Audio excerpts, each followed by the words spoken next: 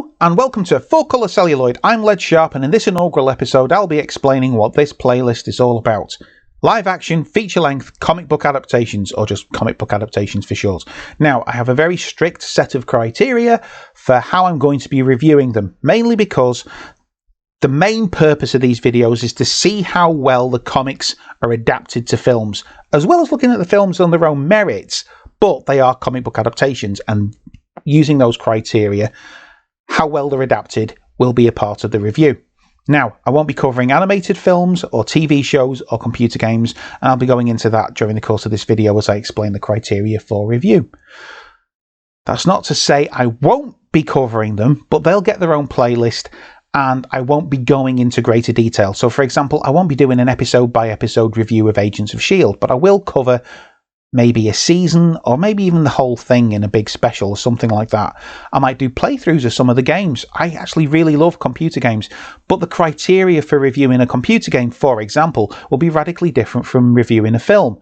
So a computer game might actually have the criteria of how well it makes me feel like the superhero. And in the Spider-Man games case, great, thumbs up, but it's different from the formula that I've come up with for the films. And going back to when I was a kid, I used to love seeing my comics adapted to the live action.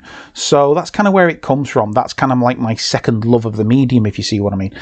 And in cartoons, it's a lot easier. In games, it's a bit easier. In TV shows, they're always hamstrung by budget.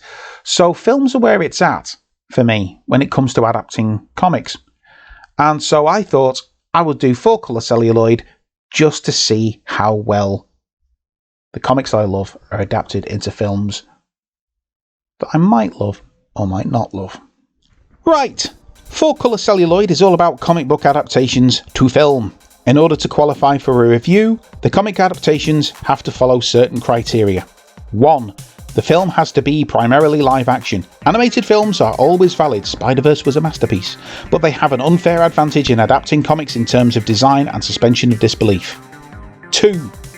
Its source material has to be from a comic, long-form comic or comic strip, so the Phantom is in, the shadow is out. Harsh? My channel, my rules. Though there may be some bizarre cases where you will shout in impotent protest, to it I will say, my channel, my rules. 3. Theatrical releases, straight-to-video and TV pilots are fair game. TV series may be tangentially mentioned, but not subject to review. According to the Academy of Motion Picture Arts and Sciences, the American Film Institute and the British Film Institute, a feature film runs for more than 40 minutes, while the Screen Actors Guild asserts that a feature's running time is 75 minutes or longer. So for the purposes of FCC, we'll be using the 40-minute mark. Now, there is a formula for deciding how good a comic adaptation is, and I've spent a long afternoon coming up with this. There are 6 criteria with 3 sub-criteria, all with a potential score between 0, 1 and 2. 1. Adherence to source material. Visuals. Things like costumes, settings, etc. Character. Story. Does it adhere to a specific story or series? 2. Production values. Script, effects, acting, all that should be self-explanatory. 3. Coherence. Plot. Does it actually make sense? Continuity. Plot holes that can't be headcanoned away.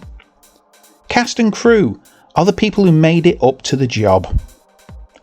4.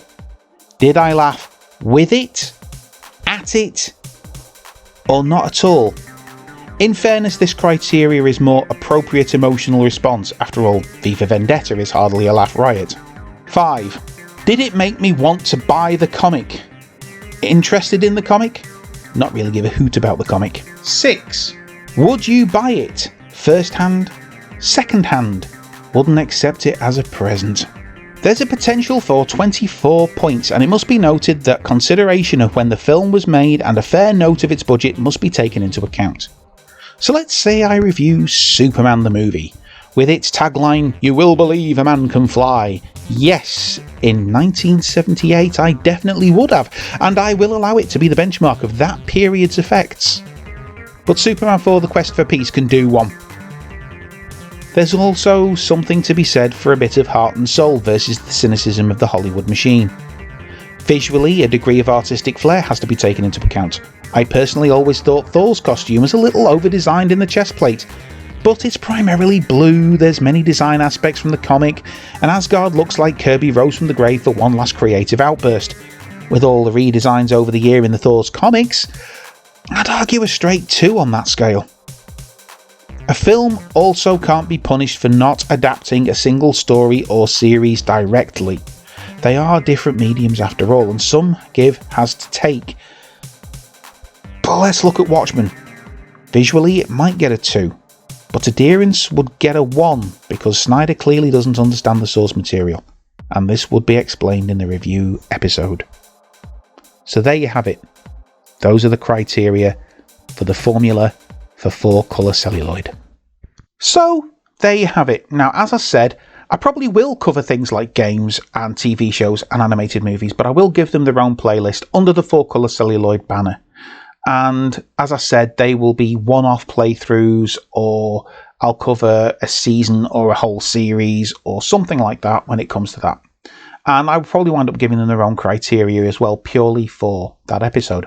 But for now, this is 4-colour celluloid, and I need a film to watch.